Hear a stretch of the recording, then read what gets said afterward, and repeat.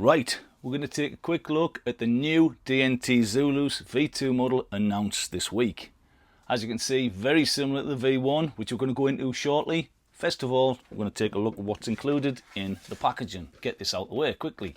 DNT logo, nice tagline in the box, quick start guide, button layout, connecting to the app, a little short guide.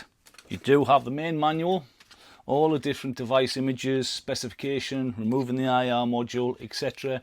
They're all in there. Nice handy layout, images showing you how to do it. Lens cloth, 20 MOA mount, and underneath there is a USB-C connector also. So V2, very similar to V1 as I've mentioned. That's a V1, that's a V2. Looking at them, not a huge amount of change, but there is some minor inline changes to external design, but performance wise it's a better model all round. So let's look at what's different. The lens is the same 50mm focal length on this model with ED glass. This is the 5-20, there will be a 3-12 V2 and a standard V2. A change, IR module is now improved, it's bigger, it's still spot to flood, focus adjustment, still removable, but this is the module that's fitted to the TNC 335 and 635 models, which are the top end multispectral units, so it's going to give you more throw. It is a VCSEL still.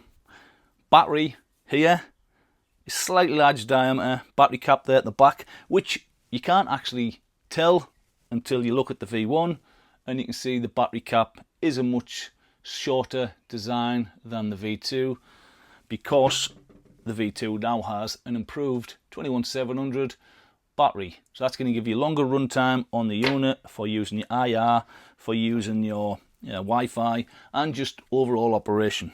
Throw lever at the back here, that's different.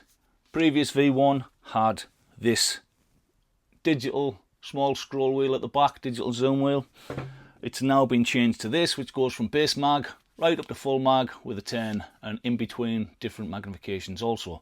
This was asked because some people didn't like the digital scroll wheel there, because using gloved hands in winter etc, it's easier using a throw lever for most people. An improvement again, but the biggest improvement for me on the V2 by far, the larger physical OLED display. Now it is a 1920 by 1080 as the V1 was, but it's physically larger, you get a more immersive viewing experience through it.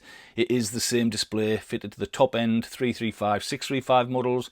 Slightly different menu layout when you're looking through it. Previous one was a smaller sort of letterbox style, similar resolution, but it both ties in with the Sony Starvis 2 sensor, which is a 1920 by 1080 also HD, cracking daytime image, cracking nighttime image from that sensor.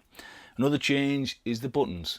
Slightly different orientation, these buttons were further forward on the V1 and they did have a white print on them, which can rub off over time. So I think what DNT have done is removed that and just made it plain black, raised the actual function layout on the top of the buttons and slightly changed the orientation. Very similar, again, not much change.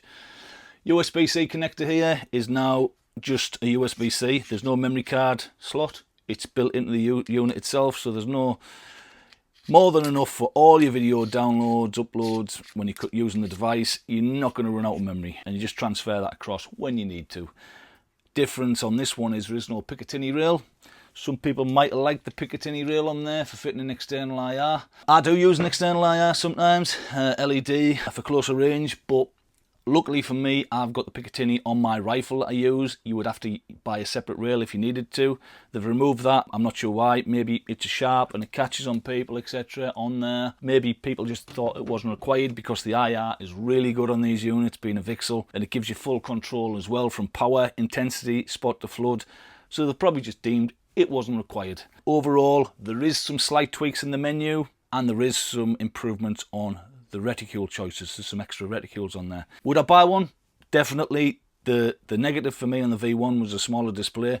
The V2 having the bigger display, now this just ticks all the boxes in terms of size, IR built in, you know, LRF. The LRF and ballistics for me is the best ballistic system out there. Quickly without going off topic, the ballistic system on most different setups project the ballistic marker on the main base mag. Some of them have now started putting the ballistic marker on the pitch-in-picture, which is definitely an improvement. All about quickness. If you're shooting a lot, you need your field of view, you need higher mag on the pitch-in-picture for precision at longer ranges. Some people don't get that idea, but trust me, if you're shooting a lot, it's really good to have that. The difference with the DNT one is the crosshair automatically moves, not the base mag. It still shows your aim marker on the base mag, which is brilliant if you're gonna, something moves in closer. But if you use your LRF, calculated ballistics, shooting out 80, 100 yards with an air gun, FAC, etc., that crosshair, you know, is bang on. You just aim straight at it. For me, that's where DNT's got the best ballistics, because it's so quick. The rest are good, but they're not as good as this one. So that's the same as the V1, same ballistic setup, etc. And a nice super compact format, brilliant for bullpup air guns, brilliant for lightweight setups, more than capable of 200, 300, 400 yards, daytime, nighttime, obviously excellent range with the IR. It's going to be even better with that slightly bigger IR as well. So price wise, similar to the original Zulus, 3 to 12, 5 to 20 models were an absolute bargain to get all these extra features of the IR, battery, giving you longer runtime, different digital zoom. Not a massive improvement change-wise for me. I didn't think the digital scroll wheel was that bad, but it's an improvement for some. This is the big one for me, the OLED display. Like I say, that was a slight negative. Love a bigger display on the unit. Complements that sensor so much more. Coming soon to the market. Available online on our website, Blackwood Outdoors. Finance available. Any questions, drop me a message on the multiple different forums, groups, emails, messages. Just drop me a message. If I can, I'll reply back to you. Obviously very busy sometimes, but I will. But yeah, V2, going to be mega popular as the V1 was. Available soon.